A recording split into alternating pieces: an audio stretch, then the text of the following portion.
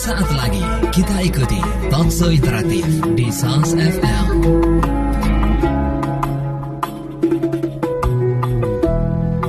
Assalamualaikum warahmatullahi wabarakatuh. Langsung sahabat dari lantai dasar Masjid Nasional Al-Akbar Surabaya. Inilah 107,5 Sans FM dan live video streaming kami di sansfmsurabaya.net. Bermanfaat, menghibur, dan syari. Selamat siang sahabat, apa kabar Anda? Di siang hari ini mudah-mudahan selalu sehat, tetap istiqomah sahabatnya, dan mari kita selalu bersyukur kepada Allah atas semua nikmat yang ada pada diri kita. Insya Allah jika kita selalu bersyukur sahabat, Allah akan terus menambahkan nikmatnya untuk kita semuanya. Ya, senang sekali saya Alik Atiga di ruang gatekeeper ada rekan saya Ilham Baharsyah. Kita ada di program Mendidik dengan Hati. Dan tema yang kita angkat sahabat untuk edisi siang kali ini yang cerah ini ya, dan mengembirakan ini adalah mengisi kegiatan anak di bulan Ramadan. Nah, nanti akan kita bahas tentang mengapa sih itu perlu diisi seperti apa, dan targetnya akan seperti apa sih. Nah, kita bahas hingga pukul 2:30 nanti sahabat bersama Ibu Pitaka Anggriti SPSI. Beliau sahabat dari Pusat Psikologi Al-Hikmah Surabaya. Alhamdulillah sahabat, beliau telah hadir di studio 1 SAS FM. Dan kalau Anda lihat video streaming kita ya, tentu Anda sudah tahu bagaimana penampakan beliau ini yang segar begitu ya, memakai busana dan hijab hijau. Sama seperti saya juga hijau ya. Kebetulan ini. Langsung kita sahabat. Assalamualaikum. Waalaikumsalam Mas Alik. Alhamdulillah. Ceria sekali hari ini. Memang ya. harus gitu ya. Oke, ya. Agar bisa menginspirasi yang lainnya agar tetap bisa semangat ketika Ramadan. Iya betul sekali. Karena kita memang menghibur, bermanfaat, dan syar'i. Ya. Amin. Itu dia ya. Baik sahabat, silakan. Di sini sahabat kita memang mengangkat tema ya, tapi Anda juga boleh bertanya atau konsultasi terkait masalah anak Anda. Nah ini tentu penting ya. Semua orang tua tentunya pasti punya yang namanya masalah dengan anaknya. Nah barangkali Anda ada masalah sahabat, silakan. Anda juga bisa konsultasi di sini. Anda juga boleh bertanya ya terkait tema yang kita bahas. Barangkali, aduh, anak saya ini bingung ngalor ngidul, nggak tahu kemana-mana begitu ya. Nah, tepat sekali kalau Anda menyimak siaran ini hingga pukul 2:30 nanti. Telepon kita bagi Anda yang bergabung sahabat silakan 8297299, SMS dan WA kita di 0812 3006 345. Baik Ustazah, ini yang menarik sekali dan juga up to date begitu ya. Barangkali ada di beberapa sekolah itu yang sudah melakukannya atau ada yang tidak melakukannya. Bahkan kemarin ada yang tanya ke sini. Gimana? Ke radio begitu, Mas, ada enggak sih acara Pondok Ramadan SD begitu? Nah, jadi saya bingung juga jawabnya ini. Waduh, kok tanya ke radio ya? Informasi maksudnya ini Ustazah. Nah, jujur kita nggak ada begitu.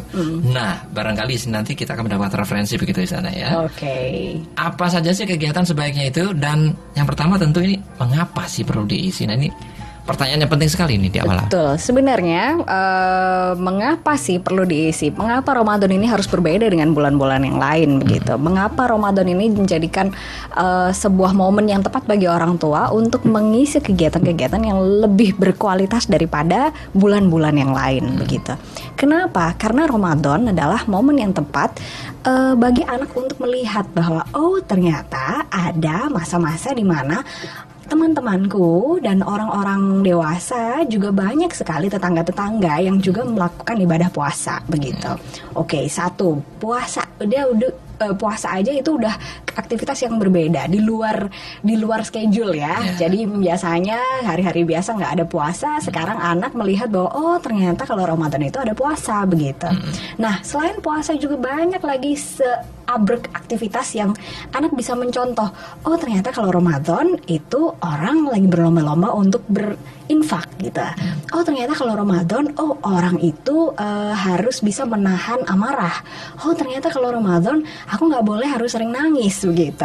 Nah ini adalah momen-momen yang tepat buat anak untuk melatih pengendalian emosi dia, termasuk melatih fisik ya, mengendalikan fisik yang tadinya harus puasa, yang harus menahan lapar, kemudian menahan emosi ketika dia sedang merasa tidak nyaman dengan situasi sosialnya begitu. Kemudian ketika anak sudah merasa dia sudah terbiasa untuk mengendalikan emosi, mengendalikan diri, ini akan terbentuk karakter yang lebih, anak jadi akan terlihat lebih tangguh begitu, lebih dan lebih kuat begitu. Ketika anak sudah mulailah terbentuk karakter lebih tangguh, lebih kuat, dia akan siap dengan dia akan siap dengan kerasnya dunia mungkin ya. Nah, kenapa kalau saya pertanyaannya kenapa kok harus dimulai sedini mungkin gitu? Karena Ramadan sekarang kita mulai dari anak usia balita misalnya, di Ramadan sekarang kita mulai nanamkan tentang pentingnya bersabar. Nanti Ramadan berikutnya kita nanamkan pentingnya jujur karena harus menahan sampai jam sekian misalnya puasanya. Kemudian nanti Ramadan berikutnya kita menanamkan anak untuk pentingnya berbagi. Ini adalah semacam rangkaian kurikulum yang bisa kita berikan ke anak gitu, dan harus dimulai sedini mungkin karena agar terjadi sebuah kebiasaan yang baik buat anak begitu. Sedini mungkin ya.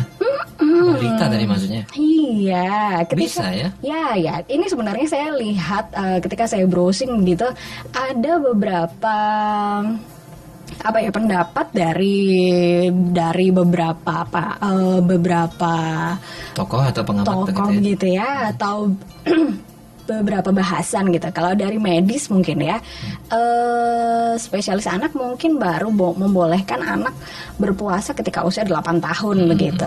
Karena disesuaikan dengan kebutuhan nutrisi tubuh anak ketika kondisi anaknya gitu ya. Iya, kondisi fisik anak di usia 8 tahun itu kebutuhan kalorinya sekian begitu. Sehingga ketika dia dihadapkan pada situasi puasa, tubuhnya akan bisa menyesuaikan ketika anak usia sekian, di usia 8 tahun nih menurut para medis begitu. Kemudian nanti dari sudut pandang agama mengatakan bahwa puasa, anak bisa dilatih untuk puasa ketika anak usia 7 tahun, disamakan dengan saat-saat dimana orang tua melatih anak untuk sholat begitu. Baik. Oke, sedangkan kalau saya sendiri dari sudut pandang psikologi, saya melihat bahwa ya kenapa kita harus menunggu sampai sedemikian lama gitu. Ketika anak sudah memahami aturan boleh, tidak boleh, ini baik, ini buruk, ini namanya melanggar peraturan, kalau ini namanya nurut aturan. Ketika anak sudah memahami peraturan-peraturan semacam itu, sudah memahami ini hitam, ini putih, kita sudah bisa melatih anak untuk bisa melakukan aktivitas-aktivitas ibadah di bulan Ramadan. Jadi secara psikologi anak tahu hitam putih benar tidak itu usia berapa sih? Kurang lebih ketika balita ya, mungkin sekitar 4 atau 3 tahun ya, begitu ya. Ketika anak sudah di usia itu, biasanya dia akan sudah paham situasi sosial, dia akan paham bahwa mama akan marah kalau aku begini, mama akan senang kalau aku begini, begitu. Dia sudah mulai paham di usia-usia begitu, sehingga kita bisa tanamkan pemahaman tentang berpuasa, di mana kita harus menahan diri, mengendalikan diri untuk tidak makan dan minum selama sekian jam begitu. Baik. Tapi memang orang dewasa itu kan memang sekian jam itu ya, sekira 12 jam lah ya, sekitar itu ya, 12 jam lebih lah ya. Nah kemudian kalau pada anak balita ini, bagaimana? Ya janganlah, jangan sampai selama itu. Kita harus sama seperti ya, kita ketika kita belajar, kita harus mempelajari hal mulai dari yang paling mudah terlebih dahulu, sesuaikan dengan usianya. Mungkin awalnya anak dilatih untuk tidak makan dan minum selama kurang lebih 1 jam. Jadi jadwal sarapannya mundur 1 jam dari jadwal biasanya gitu. Kita berikan pemahaman bahwa adik, kita sedang puasa. Kalau puasa itu tidak makan, tidak minum gitu. Sampai jam sekian gitu. Tentunya nih orang tua harus memberikan semacam edukasi, harus diberi pendahuluan terlebih dahulu. Nanti akan saya ajarin bagaimana memberikan pendahuluan ini, bagaimana untuk bisa paham bahwa sekarang memang saatnya berpuasa gitu. Baik. Ini dia pentingnya pendahuluan. Iya, betul sekali. Penting sih ini. Ya penting banget, Mas. Kita bahas nanti sesi berikutnya ya. Baik, sahabat, kita masih di program Mendidik dengan Hati. Kita mengangkat tema terkait mengisi kegiatan anak di bulan Ramadan. Silakan sahabat, bagi Anda yang ingin bertanya terkait tema kita bahas atau terkait konsultasi masalah anak Anda, silakan di telepon 8297299. Anda juga bisa menyampaikannya melalui SMS dan juga WA kita di 0812 306345. Sahabat, kami akan kembali setelah yang berikut ini.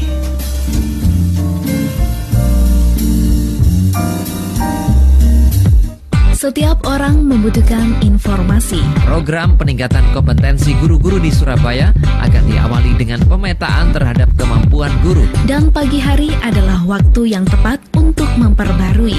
Meski jauh dari Madinah dan Mekah, jamaah diminta tetap waspada. Update informasi pagi hari dalam program baru Catatan Redaksi Pagi setiap Senin hingga Sabtu jam 7 pagi di SALS FM. Bermanfaat, menghibur, syar'i.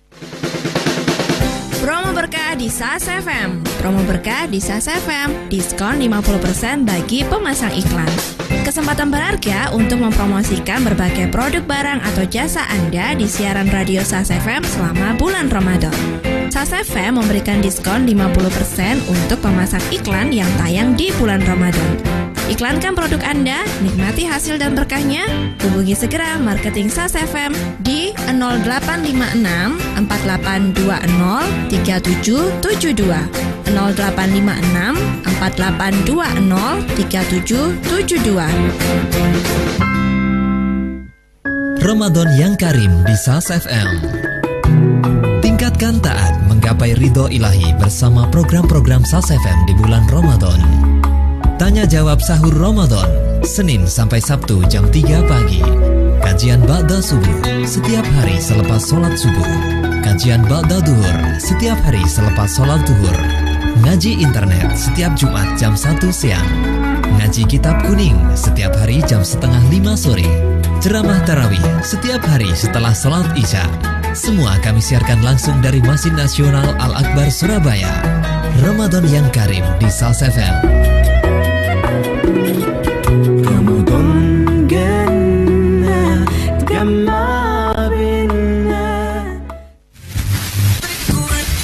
Dahulu, radio hanya bisa didengar.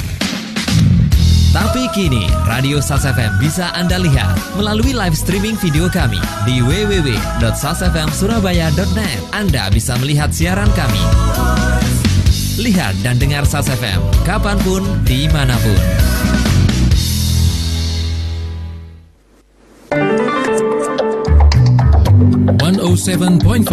SAS FM. Make Muslim grow smart. Sahabat, ini penting, di SAS FM akan ada yang namanya kuis ya. Kuis berhadiah pulsa Rp150.000. Bocorannya seperti itu. Nah, seperti apa lengkapnya? Kita menuju ke Ilham Barsah di ruang gatekeeper. Silakan Ilham. Baik Alik, bikin hadiah pulsa Rp150.000. Lumayan, bisa untuk nelpon dan SMS sepuasnya saat hari raya. Ya, pulsa Rp150.000 bisa Anda dapatkan. Caranya, ikuti kuis BNN Provinsi Jawa Timur dengan menjawab pertanyaan ini. 2 hal apa yang Anda pikirkan jika mendengar kata narkoba? Sebutkan 2 hal cara Anda melindungi keluarga dari narkoba.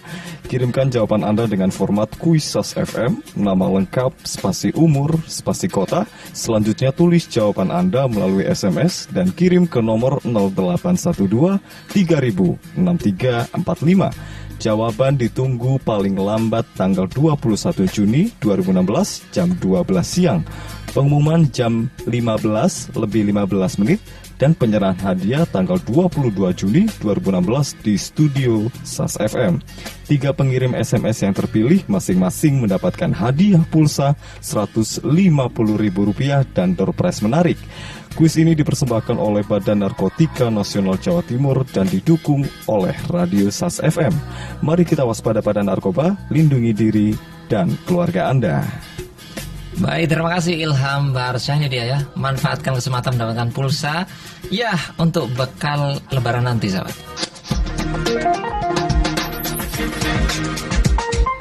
Kita masih di program interaktif ya, mendidik dengan hati, dan kita masih mengangkat tema sahabat terkait mengisi kegiatan anak di bulan Ramadan. Dan kita masih bersama Ibu Pitaka Anggriti SPSI.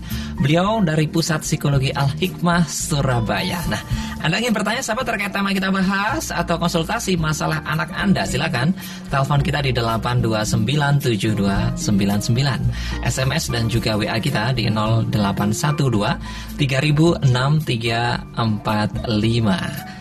Baik, Ustazah, ini juga terkait pendahuluan yang memberikan anak. Apa bedanya sih Kalau kita beritahu misalnya ini pas sahur nih, langsung kita bangunin. Ayo nak, nih waktunya sahur nih. 1 jam saja kamu puasanya. Dibandingkan dengan ketika kita bilang sehari sebelumnya. Bedanya jelas dong ya. Kalau anak ketika hari H baru diberitahu, adek sekarang waktunya puasa, nih anak pasti akan ngerasa bahwa puasa ini adalah suatu hal yang harus dia jalani, ya.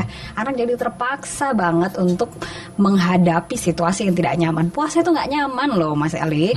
Kita harus nahan lapar, apalagi untuk anak kecil.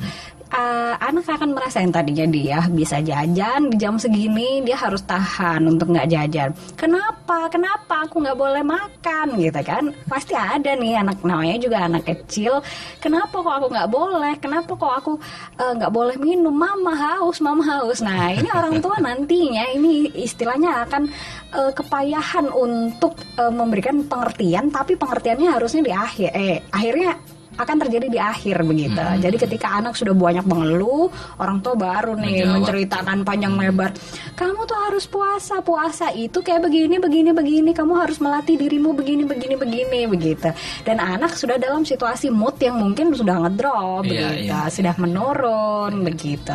Sehingga pendahuluan atau komunikasi mengenai puasa ini esensinya harus diberikan di awal.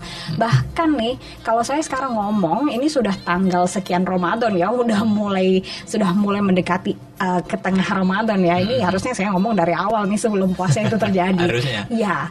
Karena ketika orang tua memberikan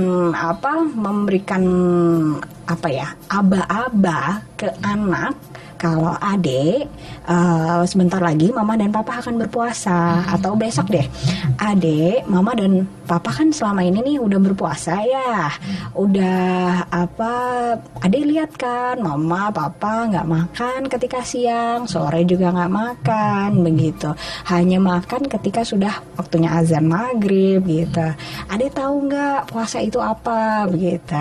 Nah kita akan gali persepsi anak tentang puasa di kepala dia begitu. Ini untuk anak yang masih kecil ya.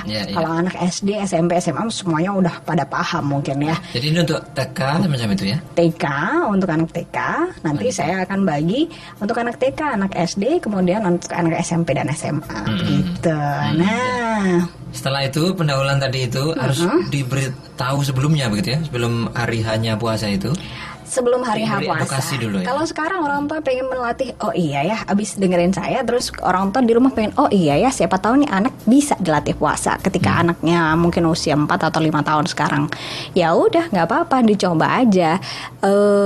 Berikan pemaknaan dulu tentang puasa itu apa. Anak harus paham dulu makna puasa itu apa. Kenapa sih kok kita harus berpuasa? Kenapa sih mama dan papa harus tahan lapar ketika siang sampai sore begitu. Nah, ini penting karena kalau perlu orang tuh cerita juga pengalaman puasa mereka ketika mereka kecil. Tahu nggak sih, papa dulu juga puasa waktu usiamu gitu. Eyang kakung sama eyang putri itu ngajarin papa begini. Menurut adek gimana? Gitu. Hal-hal seperti itu yang akhirnya membuat anak memahami bahwa oh ternyata puasa itu juga bisa buat anak kecil, nggak cuma buat orang dewasa aja gitu. Oh ternyata puasa itu juga nggak apa-apa kalau aku juga ikutan puasa begitu. Sehingga anak akhirnya mulai muncul keinginan untuk bisa menirukan apa yang dilakukan oleh papa mamahnya. Apalagi kalau papa mama kasih embel-embel bahwa dulu papa juga pernah mengalami itu. Dulu papa juga pernah puasa seusia kamu. Dulu kalau papa puasa itu eyang kakung sama eyang putri bangunin papa pagi-pagi banget sebelum subuh begitu untuk santap sahur gitu. Kalau adek, kira-kira adek bakal susah nggak kalau bangun di jam-jam segitu gitu. Itu yang harus ditanamkan terlebih dahulu. Nanti ketika anak sudah mulai muncul keinginan untuk meniru ya, meniru dulu, bukan keinginan untuk berpuasa. Ketika anak sudah mulai muncul keinginan untuk meniru apa yang dilakukan oleh kedua orang tuanya, anak akan menunggu untuk ditawari puasa.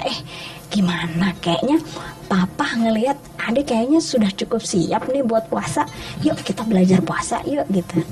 Bahasanya ajakan ya, bahasanya adalah tawaran, bukan menyuruh. Itu yang penting kalau untuk anak usia Kalau menyuruh dini. seperti apa itu?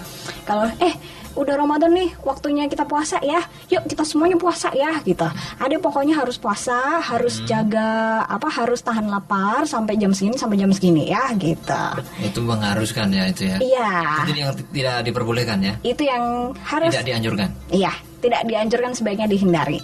Diganti bahasa menyuruh itu menjadi bahasa tawaran, bahasa ajakan, agar anak merasa bahwa oh sebenarnya saya boleh memilih tidak puasa atau berpuasa gitu. Jangan membuat anak berpikir bahwa puasa itu adalah beban yang harus dia beban atau keharusan, kewajiban yang memang harus dia lakukan di hari itu. Baik. Untuk anak dini loh ya. Gitu. Jadi orang tua hanya bertanya saja kalau misalnya anaknya masih belum bersedia ya, nggak apa-apa begitu ya? Nggak apa-apa. Kalau ada nggak mau nanti aku kayak begini begitu, nggak apa-apa, kita tampung dulu. Berarti nih anak pemaknaan yang sudah kita berikan masih belum masuk banget, belum paham bener nih. Berarti kita harus evaluasi lagi, edukasi lagi tentang pentingnya puasa gitu. Oke, terus sampai dengan ikhlas ya. Iya, sampai dengan ikhlas. Atau kalau perlu Ramadan ini adalah momen dimana orang tua mengedukasi terlebih dahulu. Nanti Ramadan berikutnya adalah targetnya anak memang sudah bilang, "Mah, aku ikut puasa ya." gitu. Itu target-target seperti itu harus tetap ada dalam kurikulum pendidikan anak begitu. Kalau sampai anak seperti itu, misalnya, aduh mas saya ikut puasa deh seperti ayah sama mama, gitu. Aduh pasti senang sekali ini orang tua. Iya, tapi sayangnya jarang ya kayak begitu ya. Faktanya di lapangan jarang ya. Aduh, kemudian banyak deh ya. Ini kemudian terkait waktunya nih ya, kita waktunya untuk yang balita ini ya. Balita dulu nih. Balita, untuk yang balita yang usianya masih di bawah 5 tahun, biasanya 4 tahun atau 3 tahun, puasa berarti cuma 1 jam doang. Jadi coba dulu puasa sejam. Artinya kita mundurkan jadwal makannya, jadwal sarapan paginya. Mungkin yang tadinya jam 7 atau jam 6 kita mundurkan jadi jam 7. Jam 7 kita mundurkan jadi jam 8, atau jam 8 kita mundurkan dari jam 9 jadi jam 9. Dan ini benar-benar puasa ya, artinya tidak makan dan tidak minum. Saya tidak menganjurkan ada yang memberikan latihan puasa itu tidak makan tapi boleh minum. Nah, itu jangan. Kenapa itu? Karena ini akan membuat anak menjadi ambigu. Jadi ada akan terbentuk sebuah persepsi, oh kalau puasa itu boleh makan boleh minum tapi nggak boleh makan begitu. Dan ini akhirnya anak akan bahayanya bisa kebawa terus gitu. Jadi kita ngasih step by stepnya itu kita batasin dari waktunya aja. Waktunya kita jadi bukanya pagi, bukanya siang, bukanya sore begitu. Batasin dari segi bukanya. Kalau konteksnya tetap puasa adalah menahan lapar dan minum. Lapar dan haus. Haus ya. Betul. Itu harus seperti itu. Iya. Kalau tetap boleh minum, tidak boleh makan, nanti khawatirnya persepsinya jadi ambigu, jadi rancu begitu. Baik. Misalnya nih ya, biasanya sarapannya itu jam 6 pagi. Maka mundur ya. Mundur sarapannya jadi jam 7. Nah ini berarti harus diedukasi sebelum misalnya nih anak malamnya udah diberitahu nih, Ade gimana kalau besok kita berlatih puasa. Ade puasanya nggak usah lama-lama. Ade boleh buka puasanya ketika jam sekian, atau ketika kita, kalau andai kan anaknya belum paham jam ya, biasanya anak-anak usia segitu kan belum paham membaca jam ya. Jadi Ade bukanya ketika siaran TV ini gitu. Kalau anaknya pahamnya ya kalau ini lagi main gitu, misalnya ada acara apa di TV begitu. Oke, baik. Tapi mulainya sahurnya juga sama? Ikut juga atau tidak itu? Nah inilah yang penting ya. Biasanya orang tua sering nggak tega ya, sering membangunkannya ini. Biasanya para ibu-ibu, aduh kasihan kalau andaikan bangun pagi-pagi. Padahal banyak hal yang bisa kita dapat ketika kita bisa bangunin anak pagi-pagi dan memperlihatkan suasana sahur yang menyenangkan buat anak begitu. Jadi sebelum tidur anak-anak sudah diberi pendahuluan bahwa nanti malam mama akan bangunin adek. Ya, nanti malam kita akan makan sarapan namanya santap sahur.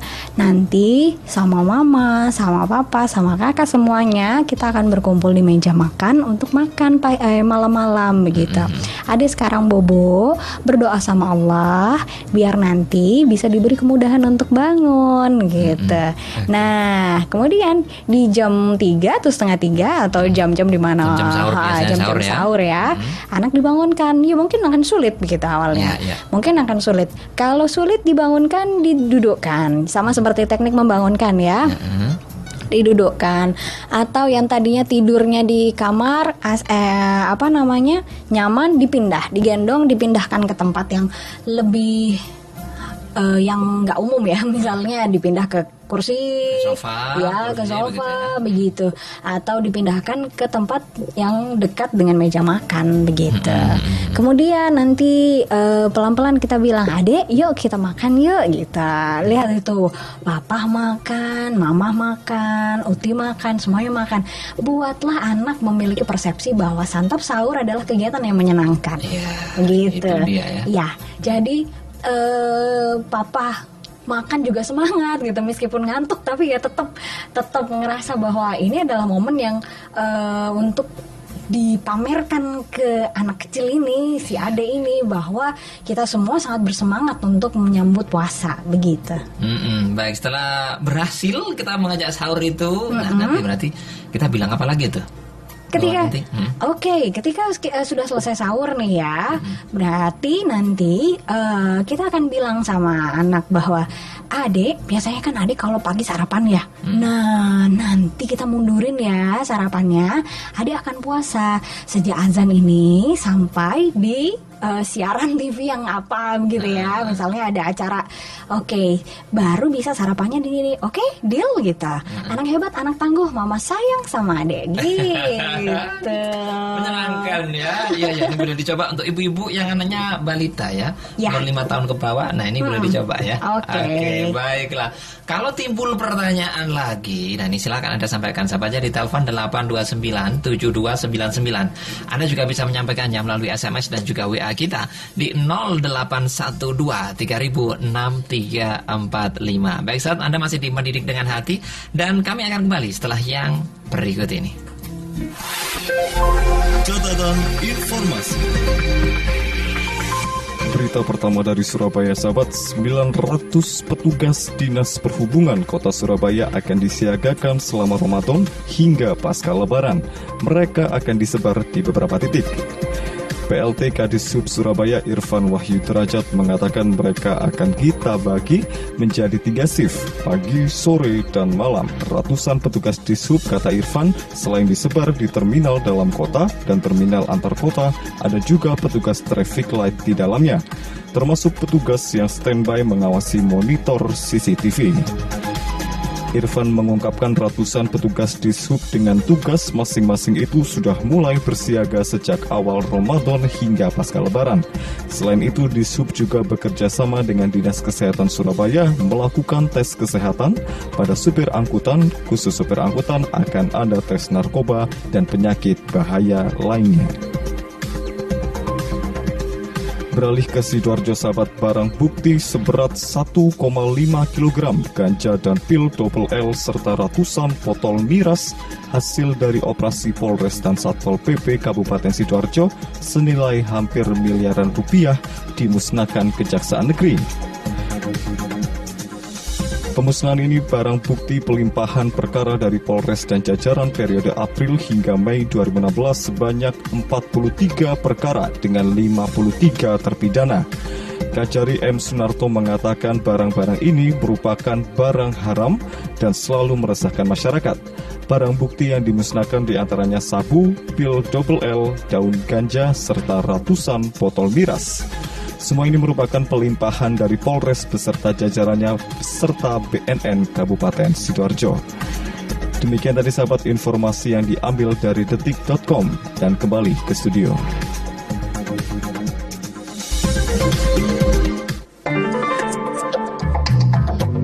.5 SAS FM. Make Muslim grow smart. Baik, sahabat, kita kembali di program kesayangan kita, Mendidik dengan Hati. Dan kita masih mengangkat tema terkait mengisi kegiatan anak di bulan Ramadan. Masih bersama Ibu Pitaka Anggriti SPSI, sahabat. Beliau ini dari Pusat Psikologi Al-Hikmah, Surabaya. Nah, Anda ingin bertanya terkait tema atau konsultasi terkait masalah anak Anda, silakan sahabat, Anda sampaikan di telepon 8297299, SMS dan juga WA kita di 0812 3006 345. Baik, Bu Anggriti, kita langsung menjawab ya. Pertanyaan dari pendengar yang telah bergabung. Ini insya Allah sudah ada 4 ini yang bergabung. Oke. Kita baca satu persatu. Yang awal bergabung terlebih dahulu. Ini ada Bu Lestari yang dari Sedati. Nih, mau tanya, Ibu, anak saya umur 10 tahun lebih, masih suka ya, 10 tahun lebih, masih suka manja. Ini bubuknya ini masih dikeloni siang atau malam dan nggak berani sendiri kalau di rumah. Kalau puasa, sholat maupun ngajinya lancar, Bu. Alhamdulillah. Alhamdulillah. Nah, ini gimana ya, Bu ya, cara menghilangkan rasa manja dan gak beranian itu? Oke, langsung dijawab nih. Langsung saja. Ibu Lestari, usia anak 10 tahun, bentar lagi balik berarti ya. Nih, kalau bentar lagi balik berarti agak banyak PR-nya yang harus dilakukan oleh orang tua di rumah untuk mempersiapkan masa balik ke anak ya. Salah satunya dengan menghilangkan sifat manja. Ini, ketika anak kita bermanja-manja dengan kita nih, bisa jadi satu, kita kurang perhatian sama dia. Oke, bisa jadi kita terlalu sibuk nih di luar rumah. Nah, bisa juga karena kita selama ini punya pola pengasuhan yang memang agak memanjakan gitu. Oke. Nah, gimana sih pola asuh yang agak memanjakan itu? Coba di cross check dulu lagi tugas-tugas kemandirian di rumahnya bagaimana begitu. Apakah anak sudah menuntaskan tugas-tugas seperti menyiapkan peralatan sekolah sendiri, seperti kalau untuk anak 10 tahun ya, seperti menyiapkan pakaian seragamnya sendiri, seperti dan kalau 10 tahun nih, kalau andaikan perempuan sudah mencuci pakaian dalamnya sendiri, sudahkah anak makannya mandiri, nggak perlu diambilkan, dan ketika selesai makan apakah sudah dicuci dan atau ditaruh tempat makan ini, piringnya beserta kotorannya di tempatnya begitu. Apakah itu sudah tuntas? Nah, andaikan sudah tuntas, insya Allah anak tidak banyak tergantung dengan orang tua, termasuk ketika untuk tidur begitu. Karena ketika anak banyak tergantung dengan orang tua, bisa jadi karena memang orang tua selama ini memposisikan diri sebagai pihak yang membuat anak tergantung gitu, yang melayani terus, yang melayani terus. Jadi mulai dari bangun tidur, sekarang siapa yang bersihkan tempat tidurnya? Orang tuanya kah? Pembantu kah? Gitu. Kalau anak mungkinkah gitu?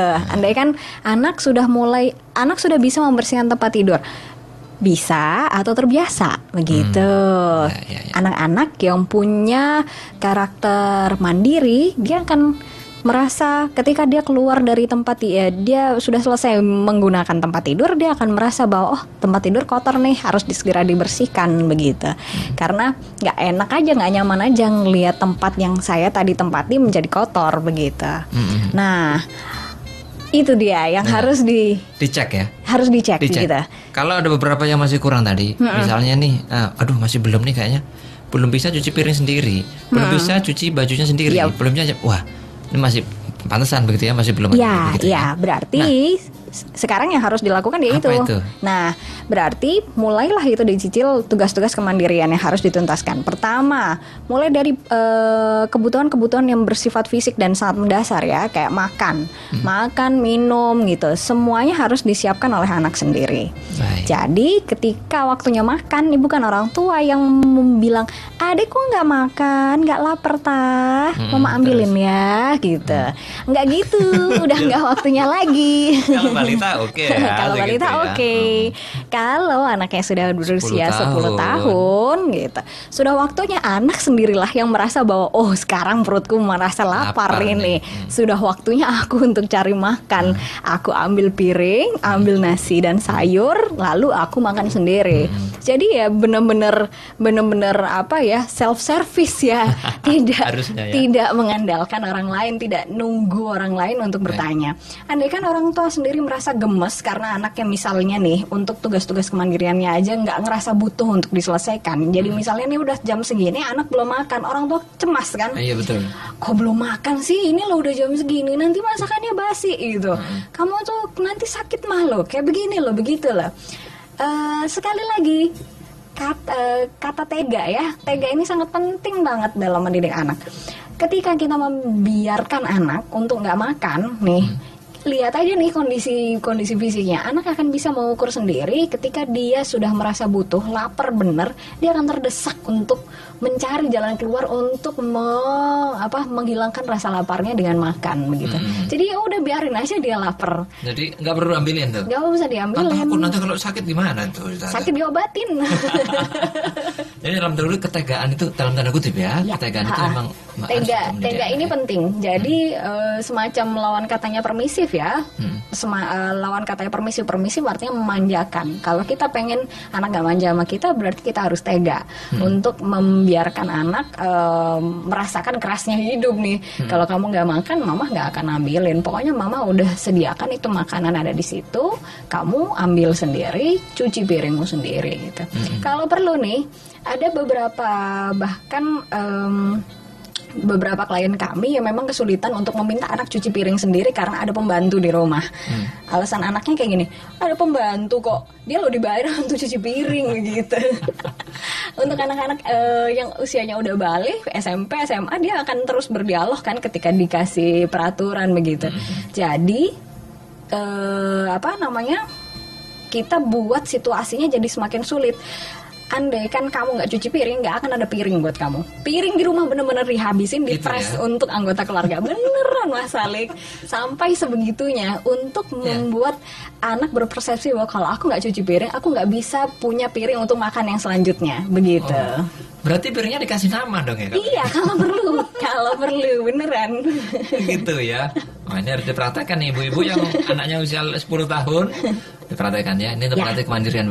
Betul. Tapi ini kan ada dua masalah. Satunya adalah tidak beranian gitu kalau di rumah. Apakah ini sama juga kaitannya? Ya, anak-anak yang tidak berani berarti memang anak ini jarang untuk ditempatkan pada situasi yang memang mendorong anak untuk latihan berani. Jadi biasanya anak-anak yang penakut biasanya memang apa-apa memang harus dilayani, jangan sampai anak ini ngerasa takut. Kalau misalnya dia ketika kecil, ketika dia mulai takut dengan sesuatu, orang tua akan bilang, oh janganlah, takut loh anaknya gitu. Sehingga semakin tertanamlah persepsi bahwa kalau aku tanpa orang tuaku itu rasanya akan menakutkan begitu.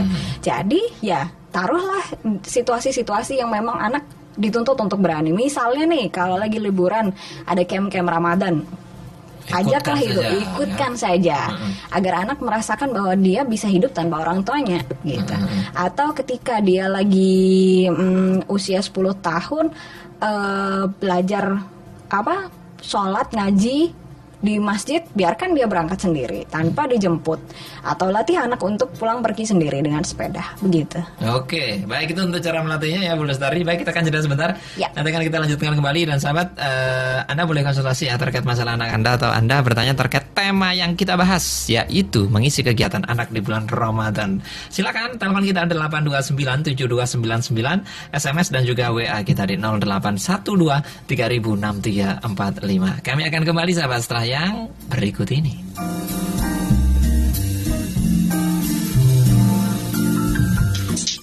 Festival Ramadan Kusuk dan Barokah di Masjid Nasional Al-Akbar Surabaya. Aneka stand kuliner, aneka stand busana muslim, aneka stand permainan anak, dan aneka stand perlengkapan Ramadan, serta berbagai lomba. Ramadan Foto Kontes 7 hingga 29 Juni, Sholawat Al-Banjari 9 dan 10 Juni, Rebana 11 dan 12 Juni, Patrol 18 dan 19 Juni, Hias Tumpeng 12 Juni, Tadabur Ayatina 19 Juni, Dakwah Kontes 25 Juni, Mewarnai dan Melukis 25 Juni, Stand Up Comedy 26 Juni, Azan Anak 11 Juni, Kids Fashion Show 18 Juni. Untuk pendaftaran lomba, silakan Anda hubungi 081 332 008529 atau melalui WhatsApp di 0878 5345 7834. Ikuti dan nikmati Festival Ramadan Kusuk dan Barokah 5 Juni hingga 1 Juli 2016 di area Masjid Nasional Al-Akbar Surabaya.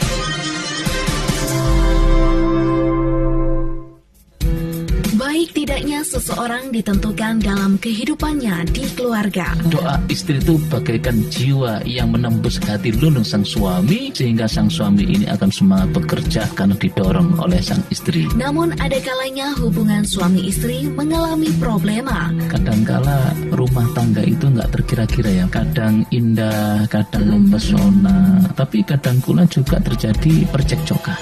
Mencari inspirasi dan solusi menggapai keluarga sakinah dalam program Tadarus Keluarga setiap Selasa jam 1 siang di SALS FM. Bermanfaat, menghibur, syar'i. Mari berhenti bersedih karena Tola'al Badru akan menjadi good day.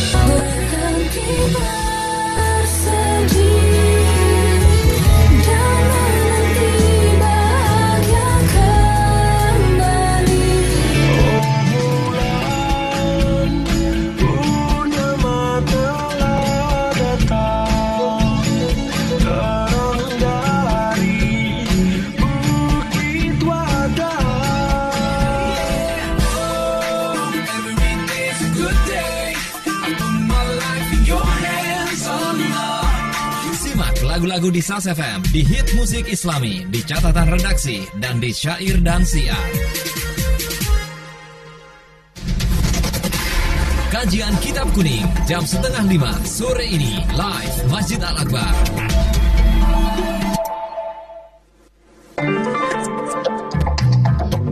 .5 SALS FM. Make Muslim grow smart.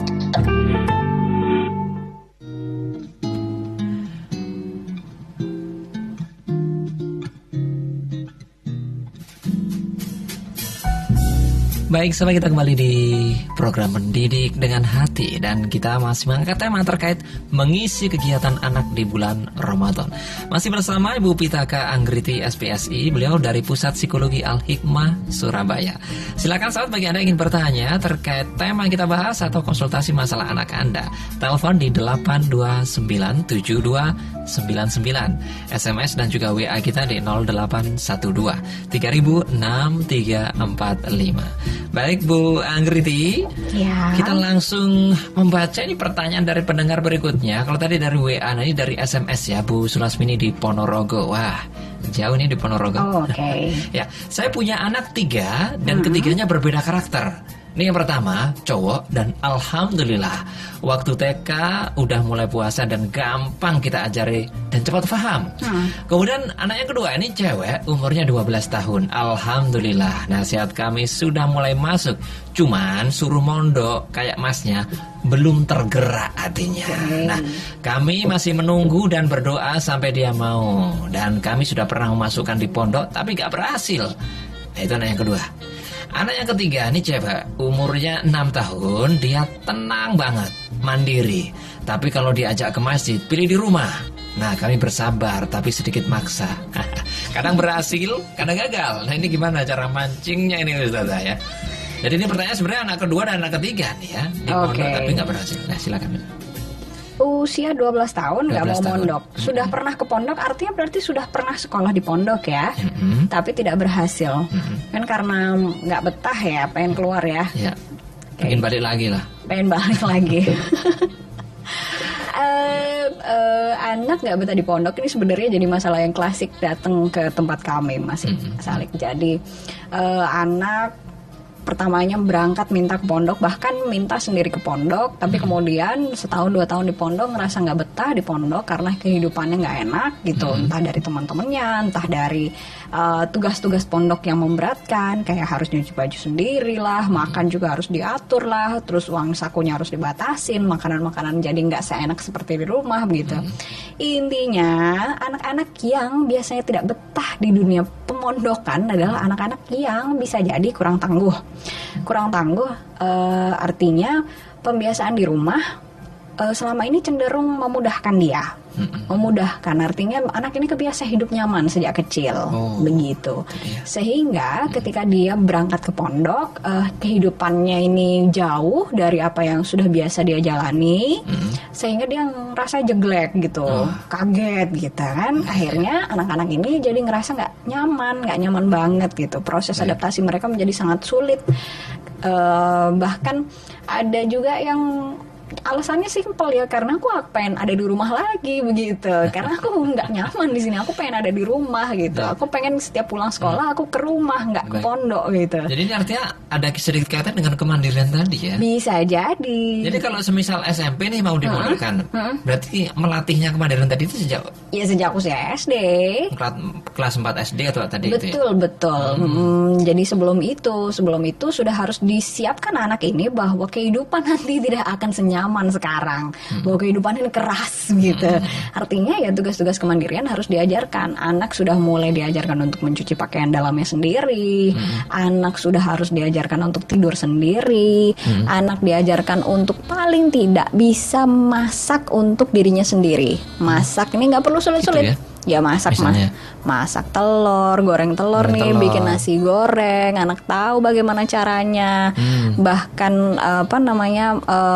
untuk masak mie instan gitu. Banyak loh sekarang yang udah gede tapi ya masih belum paham gimana cara melakukannya gitu. Bagaimana cara masak mie goreng, jangan digoreng sih. Ya itu yang bahaya gitu. Orang tua zaman sekarang ini saya melihatnya cenderung over service gitu. Itu dia.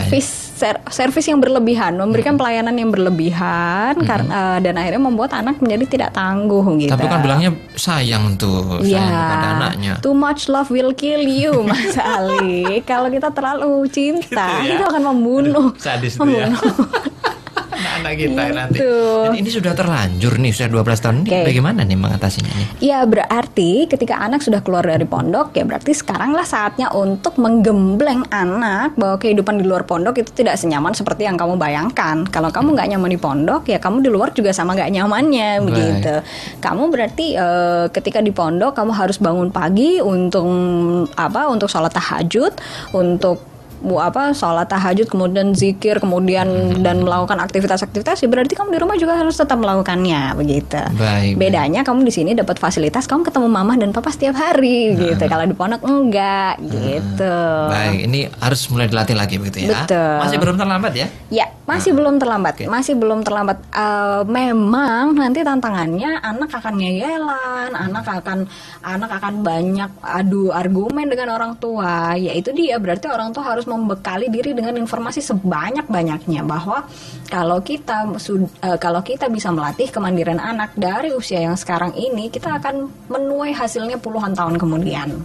Anak jadi nggak galauan, anak jadi lebih tangguh, lebih tatak, anak juga bisa beradaptasi dengan lingkungan yang sebagaimana susahnya begitu. Jadi nanti ukurannya adalah ketika nanti anak sudah mandiri, ini dibujuk lagi ini ya agar dia mau di pondok lagi tuh ya.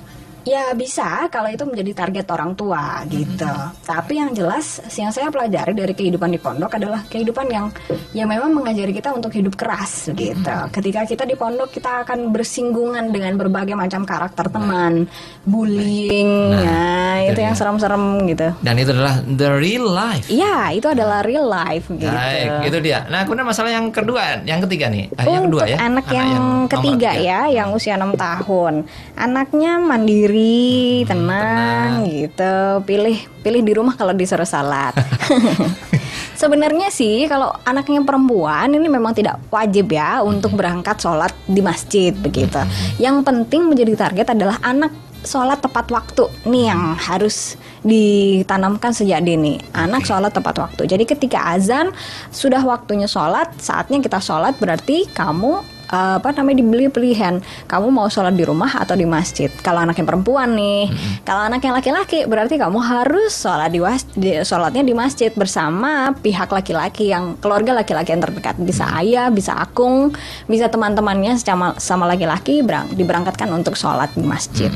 Kalau anak yang perempuan berarti orang tua harus menjadi teladan di rumah. Kalau waktunya azan berarti mama atau siapapun atau kakak yang ada di rumah harus benar-benar juga sudah siap untuk sholat begitu. Ya. Ayo kita jamaah. Sekarang waktunya kita sholat karena ketika azan berkumandang berarti sesegera mungkin kita penuhi azan itu begitu. Baik, itu ya untuk Bu Sulasmini di Ponorogo. Berikutnya nih Bu Lut yang ada di Krian ya melalui WA. Ustazah, ini tentang anak saya yang sudah SMA lagi liburan 50 hari di rumah, males banget. Bagaimana ya sebaiknya diapakan? Ini memang apa ya? Jadi jadi masalah banyak orang tua kalau andaikan anaknya libur di rumah. Orang tua akan pusing. Pusingnya itu kalau anak-anak lagi libur di rumah. Ya, pusing ngisi liburan ini dengan apa begitu. Nah, orang tua ini kalau andaikan anaknya adalah perempuan, berarti dekatkan dengan aktivitas yang dekat sama ibu. Gitu ya. Kalau anaknya laki-laki berarti dekatkan aktivitas dengan ayah gitu. Kalau anaknya bekerja berarti ayahnya ketika bekerja harus memberikan tugas-tugas sebelum pulang dia harus menyelesaikan tugas dari ayah agar nanti ketika pulang tugas itu bisa disetorkan ke ayah. Baik, gitu. Kira-kira kalau SMA tugas apa ya itu? Tugas apa aja sih sebenarnya anak-anak SMA sekarang sudah kenal internet kan ya gitu. Sudah kenal internet, mungkin bisa melakukan sebuah project, andaikan anaknya suka IT, dia minta dia untuk menyelesaikan bikin game misalnya kalau anaknya pinter banget gitu. Anaknya suka IT itu ya.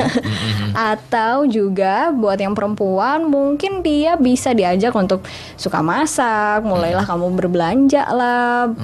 Mama papa pengen kamu masak ini begitu. Jadi kan itu sebagai project-project harian begitu. Baik. Di samping itu tugas-tugas rumah harus juga dirutinkan. Misalnya nih kalau anak perempuan pagi-pagi punya tugas rutin menyapu. Ini harus dilakukan. Habis itu sore hari nyapu juga.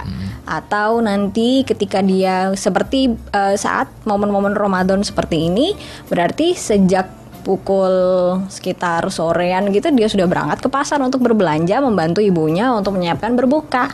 Begitu. Kalau anak laki-laki misalnya nih ayahnya mau berangkat, anak laki-laki sudah benar-benar menyiapkan bahwa mobil yang digunakan ayahnya sudah siap untuk dipakai begitu. Entah dipanasi terlebih dahulu, entah anak laki-laki ini juga dilibatkan untuk merawat hewan begitu, memastikan hewannya sudah diberi makan, sudah dipelihara dengan baik begitu. Baik, kalau anak perempuan kayaknya lebih enak ya, targetnya 50 hari ini kamu harus bisa masak bla bla bla bla. Iya.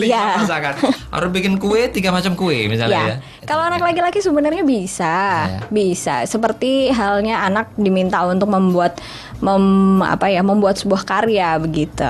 Karya-karya yang terkait dengan pertukangan, hobinya bisa pertukangan gitu. Anak-anak laki-laki harus dibekali dengan hal-hal seperti itu. Ada yang kemudian dikirim anaknya ke neneknya. Nah, ini bagaimana nih? Ini sebenarnya agak tricky bener Mas Ali begitu. Karena biasanya nih jiwa nenek dan kakek adalah beda sekali ya.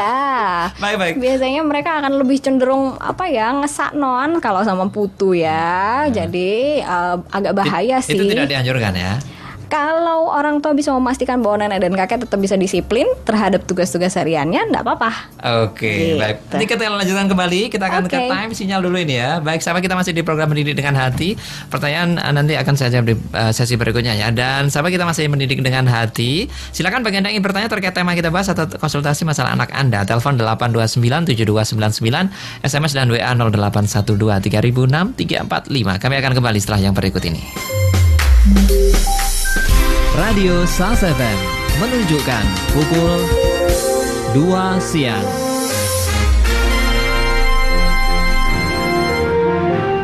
Bismillahirrahmanirrahim. Dengan nama Allah yang Maha Pengasih, Maha Penyayang.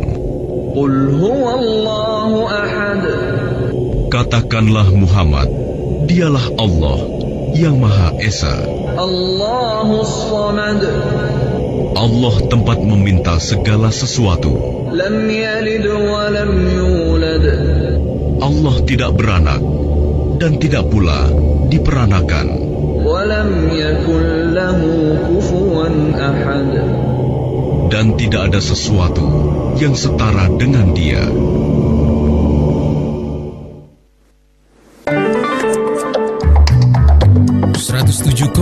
SAS FM, sejuk bermakna. 107,5 SAS FM, bermanfaat, menghibur, syar'i.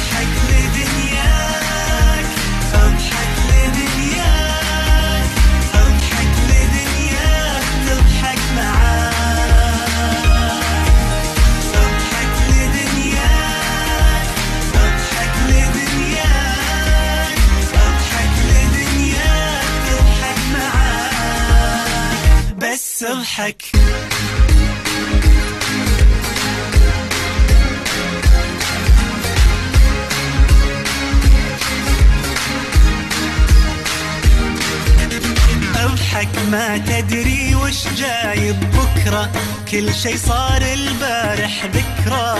عيش اليوم وخلي البسمة في بالك فكرة. اضحك اضحك مثل طالب توه ناجح، او عريس البيت رايح، او مشجع ساعة يدري ان فريقه رابح. اضحك لدنياك، اضحك لدنياك، اضحك لدنياك تضحك معاك. اضحك لدنياك، اضحك لدنياك، اضحك لدنياك تضحك معاك. اضحك ولو صيفك حار، اضحك حتى لأبعد جار. اضحك ليل مع نهار، اضحك لو مهما صار.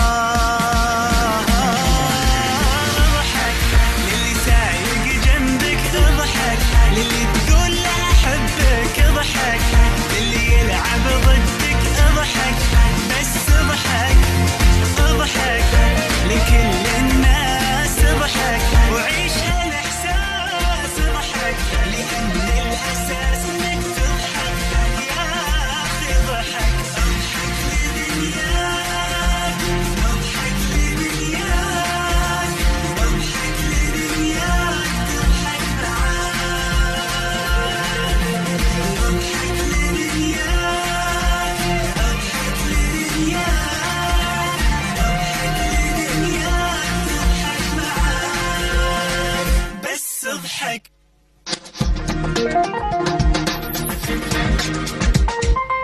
Sahabat, kita masih di program Mendidik dengan Hati, dan tema kita adalah mengisi kegiatan anak di bulan Ramadan yang karim ini. Kita masih bersama Ibu Pitaka Anggriti SPSI, sahabat, beliau dari Pusat Psikologi Al-Hikmah Surabaya. Nah, Anda ingin bertanya terkait tema yang kita bahas tadi, atau Anda ingin konsultasi terkait masalah anak Anda? Silahkan sahabat di telepon 8297299, SMS dan juga WhatsApp kita di 0812 3066 635. Kebersamaan kita hingga pukul 2:30 nanti sahabat ya. Baik Bu Anggrit, ini berikutnya Pak Kasmo yang bergabung ini ya. Oke. Ini bagaimana orang tua bisa melindungi keluarganya menjauhi narkoba? Ini hampir PR semua orang tua sepertinya ya. Iya. Ya, karena kan dikatakan kita ini darurat narkoba ya. Betul. Nah, ini- Darurat narkoba, pornografi, Aduh, segala macam yang semua kok serem-serem serem pokoknya. nih, darurat. Iya, darurat dan genting. Intinya sekali. PR orang tua semakin banyak ini ya. Semakin banyak di era digital ini karena tantangan tantangan globalisasinya semakin tinggi begitu. Terus habis itu barang-barang yang bisa menjerumuskan anak kita ini jadi semakin banyak begitu. Peluangnya banyak istilahnya. Peluangannya ya. banyak Ini banget. khusus narkoba nih. Nah, ini bagaimana nih? Sebenarnya sama aja sih antara narkoba, pornografi. Yang paling mendasar yang harus kita ajarkan ke anak adalah iman, akidah. Jadi kalau orang tua pengen anaknya jauh dari narkoba, akidahnya orang tua harus benar terlebih dahulu. Bagaimana orang tua bisa menanamkan bahwa Allah ini Maha melihat, Allah tidak suka perbuatan begini begitu, bahwa surga neraka itu ada, bahwa ketika kamu melakukan aktivitas yang seperti ini kamu bisa berpeluang besar untuk masuk neraka, kamu bisa menyakiti hati banyak orang, kamu bisa begini begitu. Ini yang penting, dan penanaman akidah itu dimulai sedini mungkin bahwa pengenalan tentang Tuhan, pengenalan tentang ini adalah hal baik itu akan mendapatkan pahala, hal buruk akan mendapatkan dosa. Itu sudah harus dilakukan sedini mungkin. Makanya kalau anak dari kecil dia sudah dibiasakan untuk berangkat ke TPQ, ini adalah sebuah ikhtiar yang baik begitu.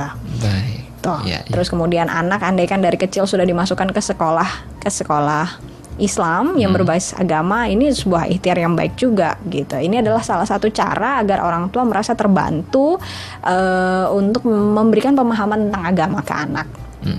Begitu. Baik, ini ya orang tua dan orang sekitaran nih akidahnya harus dipakai dulu ya. Ya. Baik, itu Pak Kasmo. Berikutnya ini ada Mas Helmi ya bergabung nih. Saya dikaruniai 3 anak laki-laki. Laki-laki semua ya 3 ya. Nah, ini yang pertama umurnya 10 tahun. Yang kedua umur 5 tahun. Anak saya yang pertama ini kalau disuruh sholat masih sering malas dan sering jawabnya adik aja nggak pernah sholat. Nah, gimana ya Ustazah untuk memberi penjelasan pada anak saya tersebut? Oke, 10 tahun ini adalah masa yang genting sebenarnya, Bapak Helmi, karena menjelang ya? karena sudah mulai masuk ke masa balik. Padahal kita sebaiknya sudah mengajarkan anak ketika sejak usianya 7 tahun nih tentang sholat. Itu dia Begitu. ya. Baik. Mohon maaf nih di stop dulu sebentar. Oke. Pause dulu sebentar ya nih. Yep. Ada yang bergabung di line telepon, kita sapa terlebih dahulu, kita tampung dulu pertanyaannya. Assalamualaikum. Waalaikumsalam warahmatullahi wabarakatuh. Ya, dengan Ibu siapa ini? Bu Ermin. Bu Ermin di sepanjang, silakan Bu Ermin. Ya. Assalamualaikum Ustazah. Waalaikumsalam, Ibu Ermin. Ya, ini saya punya masalah tentang anak saya ini loh. Iya. Kalau bangun sahur itu loh sulitnya minta ampun. Nggih. Dulu awal-awal tuh gampang, sekarang ini agak sulit. Saya tuh saya tidak sabar, taruh kursi, ambilkan susu nih minum, gitu. Iya. Di mana usaha jalan? Usianya berapa, Bu? Ibu? Gimana? Usianya berapa? Usianya mendekati 10 tahun sekarang. Oh ya, 10 tahun ya. Baik. Itu aja Bu Ermin. Ya. Baik, terima kasih Bu Ermin. Sama-sama. Assalamualaikum. Waalaikumsalam warahmatullahi wabarakatuh. Nah Bu Ermin, kita tahan dulu. Ini pertanyaannya kita simpan dulu dan kita ke Mas Helmi yang tadi nih. Oke, balik lagi ke Pak Helmi Pak ya. Helmi sama nih 10 tahun juga. 10 tahun juga. Ini usia 7 tahun harusnya kita sudah mengajarkan anak untuk sholat ya. Mulai dari ajarkan anak untuk menirukan gerakan-gerakan kita ketika sholat. Anak diminta untuk menghafal surat-surat yang bacaan sholat begitu, kemudian setelah hafalan ke kita begitu. Nah, andaikan anak usia 10 tahun dia belum tergerak hatinya untuk sholat, berarti dari segi iman pun itu belum dalam begitu. Dia belum paham betul. Andaikan kamu tidak sholat, apa bahayamu apa konsekuensi yang harus kamu tanggung. Ini masih belum paham anak-anak. Sehingga ya kita perlu untuk mendekatkan diri ke agama dulu, mendekatkan diri anak ke agama dulu. Ajak anak untuk melakukan aktivitas-aktivitas yang agamis dengan lingkungan teman-temannya. Anak usia segini lagi deket-deketnya sama temen, gitu. Sekarang dia sekolah di mana? Kemudian dia sholatnya, dengan lingkungan teman-temannya ini, sholatnya teman-temannya gimana? Kita harus evaluasi itu. Kalau andaikan anak sekarang sudah bisa mengaji, berarti kita tinggal memaknai saja. Ngajimu seperti apa sampai kamu sekarang masih males sholatnya gitu. Atau bisa jadi anak ini memang belum bisa mengaji. Kalau belum ngaji berarti kita berangkat dia ke TPQ. Kita ajarkan dia mengaji terlebih dahulu. Ini dia, kita harus mengajarkan akidahnya mulai dari awal terlebih dahulu kita.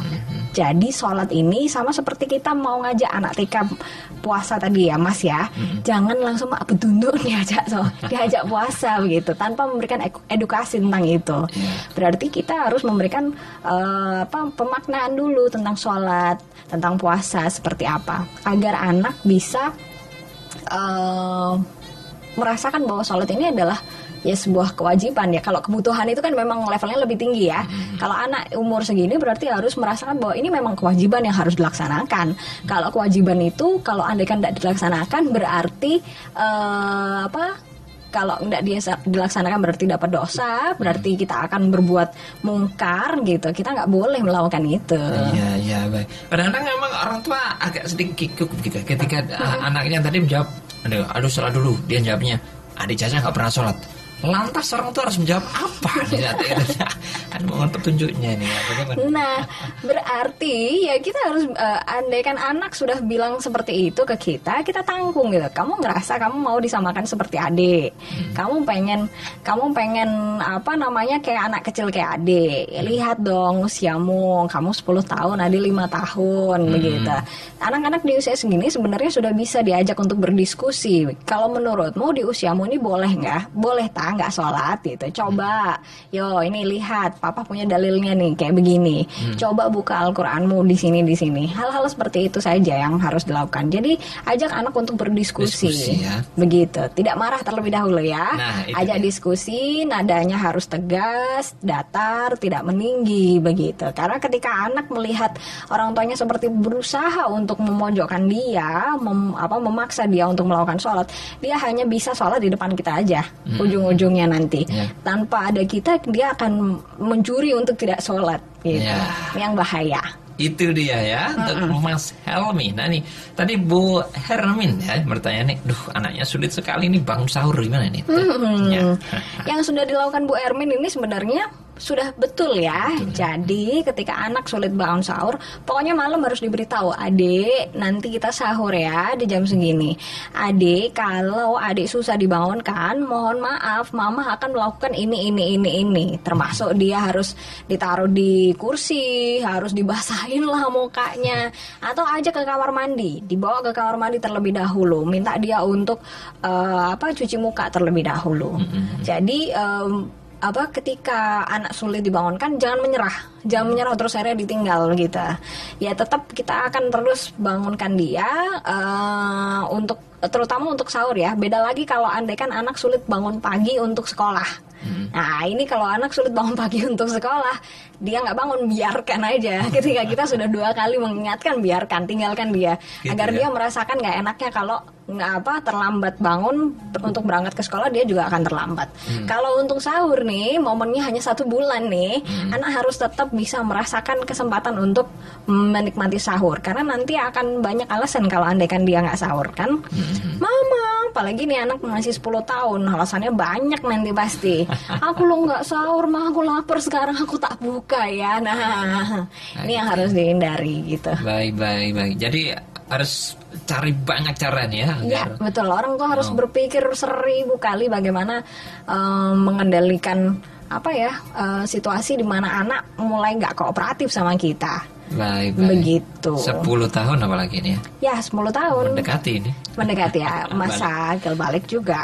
Baik, harus segera dilatih ini ya. Ya, baik, itu untuk Bu Hermin ya, dan juga untuk Mas Helmin. Dan sekarang kita akan jeda sebentar ini ya, nanti akan kita lanjutkan kembali. Dan sahabat, bagi Anda yang ingin bertanya terkait tema kita ya, masih belum dibahas, banyak sekali yang belum dibahas nih ya, tentang mengisi kegiatan anak di bulan Ramadan ya. Dan Anda ingin bertanya terkait masalah Anda juga boleh di sini, di telepon 8297299, SMS dan juga WA kita di 0812-3006-345. Nah, ini juga terkait puasa sahabat. Kita akan putar satu insight untuk Anda ya, terkait buka puasa yang sehat. Bagaimana ya buka puasa sehat? Mari kita simak yang berikut ini. Bagaimanakah buka puasa sehat ala Rasulullah bersama Ibu Halimah Sa'diyah Siregar, ahli gizi. Setelah kita berpuasa selama 12-13 jam, itu tidak dianjurkan lambung kita langsung diisi makanan berat. Untuk pemancingnya, untuk melandasi ya sudah, kita mencontoh, kita dapat sunahnya kurma. Kalau nggak ada kurma, madu. Salah satu itu di antara kita pertama kali masuk. Nah, setelahnya boleh buah sambil kita mau melaksanakan sholat maghrib. Nah, tidak dianjurkan sekali kita langsung makan banyak. Atau yang masuk pertama saking kemecernya tadi sudah ngincer gorengan, sudah di meja sudah ada gorengan anget-anget, sirup es. Tahu sudah ada. Wah, siap itu. Kadang memang kita itu tergiur, sampai kadang itu makan kurma masih belum habis sudah nyeruput esnya. Setelah sholat maghrib itu kita makan, tapi dengan catatan tidak terlalu kekenyangan, secukupnya saja supaya nanti saat tarawih tidak ngantuk. Kalau saat kita ngantuk itu sebenarnya dalam tubuh prosesnya apa? Di dalam tubuh sebetulnya semua enzim, semua proses pencernaan itu akan terfokus di lambung. Oksigen yang beredar harusnya ke otak itu berkurang. Karena apa? Semua terfokus di lambung, mengolah semua di situ. Darah juga terfokus ke situ. Jadi akhirnya perjalanan oksigen ke otak berkurang, akhirnya muncul rasa kantuk. Orang yang terlalu sering kekenyangan tuh umurnya lebih pendek. Buka puasa sehat ala Rasulullah bersama Ibu Halimah Sa'diyah Siregar, ahli gizi.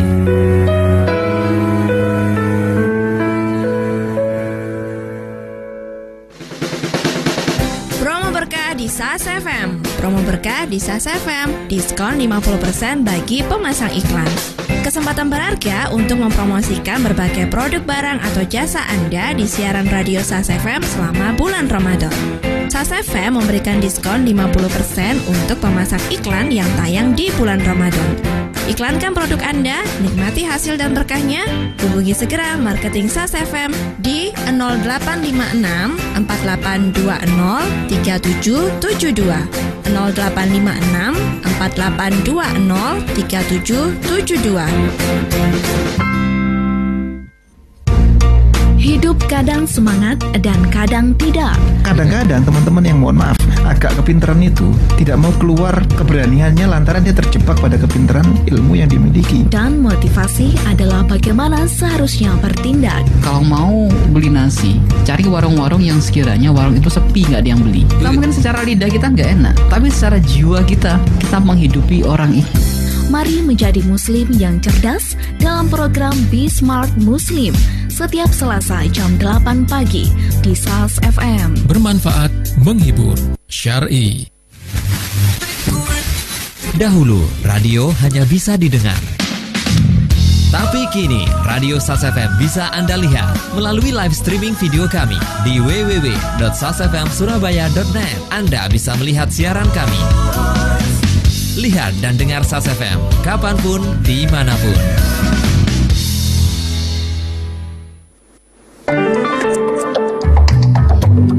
.5 SAS FM.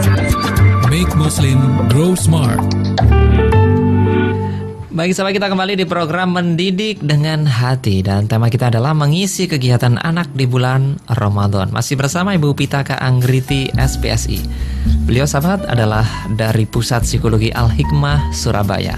Nah, Anda ingin bertanya terkait tema yang kita bahas atau konsultasi masalah anak Anda, masih ada sedikit waktu, sahabat ya, 10 menit.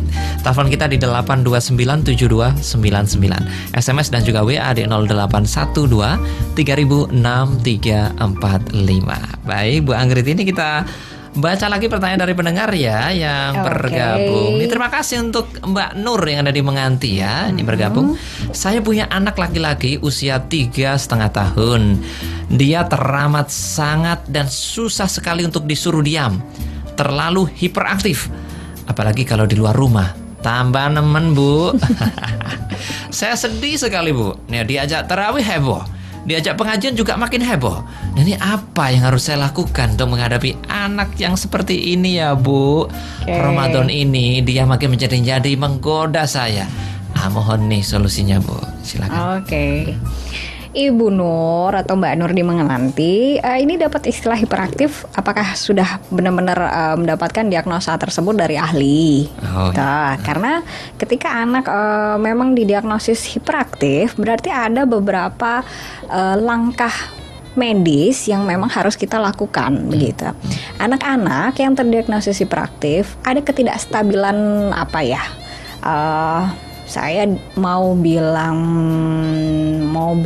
senyawa-senyawa kimia juga benar, tapi mungkin bukan itu yang jadi istilah patokan resminya begitu. Ada anak-anak hiperaktif yang karena kelebihan timbal, karena kelebihan merkuri di dalam tubuhnya begitu, dan ini menjadi racun sehingga terus menstimulasi otak untuk anak terus bergerak begitu. Nggak bisa diem, nggak bisa duduk tenang, kontak mata tidak bisa terjaga dengan baik begitu. Dan biasanya anak-anak hiperaktif memang hiposensitif pada area perabaan. Artinya ketika anak jatuh biasanya tidak merasakan sakit. Jadi toleransinya sangat tinggi sekali dengan rasa sakit. Ketika dia jatuh gedebuk gitu, meskipun sampai berdarah juga dia menter aja gitu, nggak nangis ya. Anak-anak hiperaktif saya sering sebut dengan istilah super boy gitu, karena meskipun dan dia suka sekali manjat sampai tinggi begitu. Dia suka manjat kayak mohon maaf sampai kayak monyet begitu ya. Dia suka banget beraktivitas yang memang mengerahkan energi yang besar begitu. Suka lompat-lompat, naik-naik begitu. Itulah hiperaktif. Jadi istilah hiperaktif itu memang dia benar-benar tidak mau diem begitu ya? Ada saja gitu ya. Hiperaktivitas. Istilah kedokterannya adalah ADHD, Attention Deficiency Hyperactivity Disorder. Jadi attention deficiency artinya memang ada hambatan untuk anak fokus dan konsentrasi begitu. Atensinya sangat lemah. Atensi sama apapun, atensi sama orang ketika berbicara, atensi ketika disuruh melakukan sesuatu, atensi ketika ngobrol dia nggak bisa kontak mata begitu. Dan memang dia ada kebutuhan untuk terus bergerak begitu. Nggak bisa diem. Nah, andai kan memang anaknya Bu Nur ini mengalami hiperaktif seperti tadi itu, memang harus ke ahli, bisa ke psikolog, bisa ke spesialis tumbuh kembang anak, bisa ke dokter begitu, yang memang bisa memberikan saran-saran untuk menstimulasi anak, memberikan aktivitas-aktivitas terhadap anak agar perilakunya lebih terarah begitu, bisa lebih adaptif ketika ada di sebuah lingkungan. Biasanya juga ada beberapa dokter yang memberikan saran-saran berupa tindakan medikal mentosa. Jadi diberikan obat yang bisa menenangkan anak untuk anak ini jadi lebih kelihatan slow gitu ya. Dikasih obat penenang gitu. Nah, macam-macam sarannya. Jadi sebaiknya ya itu dulu. Kalau misalnya pengen anaknya untuk bisa bisa menghandle anaknya dengan baik, ya berangkatlah ke ahli untuk memeriksakan anak dengan hiperaktivitasnya. Andaikan ini bukan hiperaktivitas yang seperti itu, jadi anaknya memang agak aktif, nggak sampai hiper, agak aktif. Misalnya suka bertanya atau suka heboh ketika kepinginannya nggak diturutin, suka tantrum, suka marah-marah kalau misalnya di luar, suka membuat orang tuanya malu lah gitu. Ini berarti bisa jadi ini anaknya Bu Nur ini anak-anak yang termasuk dalam kategori anak-anak ber-IQ tinggi begitu. Oh gitu ya. Ya, anak-anak yang ber-IQ tinggi biasanya cenderung manipulatif terhadap orang dewasa. Ketika manipulatif, ya maksudnya gimana? Manipulatif itu artinya ya dia akan memanipulasi kondisi sehingga orang dewasa mau nurut dengan kepinginannya dia. Misalnya, kenapa kok Bu Nur bilangnya ini anak bodoh banget? Ya bisa jadi mereka akan menggunakan segala akal mereka untuk biar kepinginannya diturutin sama si ibu begitu. Bisa jadi dia bikin heboh ketika di tarawih gitu, karena dia bosen kalau di tempat tarawih ini kegiatannya gitu-gitu aja gitu. Terus ibunya kan sholat di sebelah dia gitu, nggak bisa diajak ngomong, nggak bisa diusilin gitu, sehingga dia akan membuat berperilaku yang memang sengaja untuk membuat ibunya malu dan membuat ibunya membawa dia pulang gitu. Nah, ini adalah anak-anak yang manipulatif, dan biasanya anak-anak yang manipulatif itu adalah anak-anak ber-IQ tinggi, anak-anak yang memiliki kecerdasan di atas rata-rata begitu. Nah, berarti kalau punya anak seperti ini, orang tuanya harus lebih cerdas daripada anaknya. Jangan mau dikibulin sama anak. Jadi ketika langkahnya tetap sama, kita harus tegas sama anak. Tegas ketika anak melakukan hal yang tidak kita sukai, kita akan memperlihatkan sikap bahwa kita tidak suka dengan dia.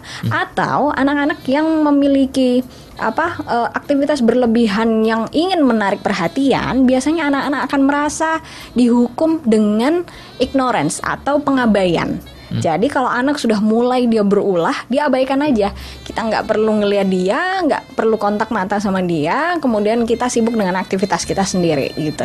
Nah, takutnya nih, kalau membahayakan bagaimana? Nah, anak kalau udah terlanjur manipulatif, dia akan melakukan segala cara untuk bisa menarik perhatian orang tuanya kan. Nah, yang membahayakan ini yang harus kita hilangkan gitu. Kayak benda-benda tajam atau api atau korek harus disingkirkan agar dia tidak menggunakan itu sebagai cara dia untuk mendapatkan perhatian orang tua. Baik. Namun terlebih dulu ini Bu Nur yang memberikan label bahwa itu hiperaktif atau aktif saja. Tanya ahlinya ya. Iya, tanya ahlinya yang penting. Kita berdoa ini anak Bu Nur aktif ya. Ya, aktif tidak saja. hiperaktif. Tidak hiperaktif. Betul. Itu dia Bu Nur. Baik, sudah dijawab nih Bu Nur, dan kita di akhir-akhir sesi ini kita masih belum banyak ya tadi membahas. Tapi Anda sedikit aja mungkin disingkat aja terkait tahapan-tahapan tadi itu ya. Kalau pengen anak bisa melakukan ibadah selama bulan Ramadan, yang pertama adalah orang tua menjadi teladan ya. Orang tua harus menjadi teladan, berkaca lagi pada diri kita sendiri. Sebenarnya kita ini puasanya udah bener apa belum? Sebenarnya selama ini kita sudah memberikan pemahaman tentang pentingnya puasa nggak sih sama anak? Sebenarnya kita selama ini ketika puasa kelihatan ikhlas nggak sih di depan anak gitu? Kok papa mamaku puasa lesu banget sih, kayak isinya tidur terus ya. Kalau andai kan orang tua juga berperilaku seperti itu, ya jangan harap anaknya jadi lebih baik daripada orang tua begitu, karena teladannya juga nggak baik begitu. Terus kemudian yang kedua itu tadi kualitas harus ditingkatkan. Kualitas komunikasi maksud saya. Kualitas komunikasi harus ditingkatkan. Mulai dari anak sebelum puasa. Jadi kalau bisa nih setiap malam sebelum tidur kita bermuhasabah sama anak gitu. Adik gimana rasanya puasa hari ini? Gitu. Lapar mah gitu. Ya iya dong. Nggak kamu aja, mama juga lapar. Kita semua yang berpuasa, seluruh dunia yang berpuasa juga lapar ketika siang gitu. Nah, kita kasih pemaknaan. Kalau perlu orang tua menyiapkan kisah-kisah tentang nabi-nabi ketika saat bulan Ramadan gitu. Menyiapkan hadis-hadis yang bisa kita deliverkan ke anak agar anak ini ketika habis bulan Ramadan dia sebenarnya kaya dari segi agama yang diberikan oleh orang tuanya begitu. Baik. Sebelum tidur ya. Sebelum tidur. Ya, sebelum tidur. Jadi kalau tadi Ibu Lestari bilang anaknya nggak berani tidur sendiri ya. Sebenarnya nggak apa-apa nih sebelum tidur ditemenin dulu. Nanti kalau anaknya sudah terlelap tinggal ya. Tinggal gitu. Itu sedikit demi sedikit latihannya seperti itu ya, bertahap. Betul, bertahap. Baiklah. Ya, waktunya sudah habis ini. Terima kasih Bu Anggriti telah ada di studio SAS FM. Mudah-mudahan ini bahasanya juga bisa menginspirasi para ibu-ibu muda di luar sana ya. Amin. Baik, sampai kita akan jumpa lagi lain kesempatan. Assalamualaikum. Waalaikumsalam warahmatullahi. Baik, demikian sahabat perjalanan kami di program Mendidik dengan Hati. Terima kasih bagi Anda semuanya yang telah bergabung bersama kami, baik yang hanya mendengarkan atau bergabung interaktif bersama kami ya. Dan sahabat, memang masalah anak-anak kita itu begitu kompleksnya. oleh karena itu, mungkin ada di antara Anda semuanya yang ingin konsultasi lebih lanjut terkait anak Anda. Silakan hubungi tim Pusat Pelayanan Psikologi Al-Hikmah Surabaya yang ada di Jalan Gayung Sari 4 nomor 21. Teleponnya sahabat bisa dicatat ya. 8299 092. Nah, sekali lagi sahabat, di 8299 092. Baik, terima kasih sekali lagi sahabat. Saya Alik Atiga di ruang Kiprah dan rekan saya Ilham Baharsa. Pamit. Assalamualaikum warahmatullahi wabarakatuh.